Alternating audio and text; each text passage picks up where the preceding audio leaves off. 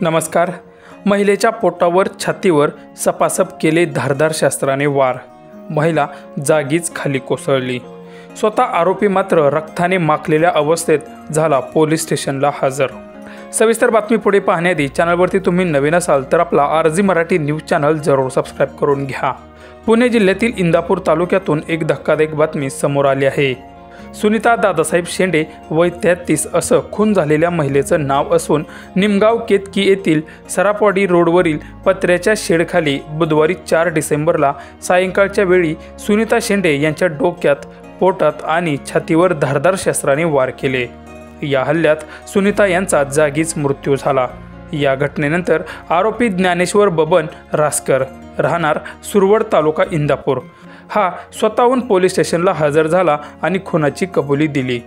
मात्र खून का केला याची माहिती अजून त्याने दिलेली नाही। मृत विवाहिता सुनीता शेंडे या जानाई लक्ष्मी महिला सहकारी पतसंस्थेच्या अध्यक्षा असून समता परिषदेचे माजी जिल्हाध्यक्ष दादासाहेब शेंडे यांच्या त्या पत्नी आहेत। त्यांचा खून झाल्याने तालुक्यात खळबळ माजली असून खुनाचे नेमके कारण अद्यापही स्पष्ट झालेले नाही। इंदापूर पोलीस या घटनेचा अधिक तपास करत आहेत।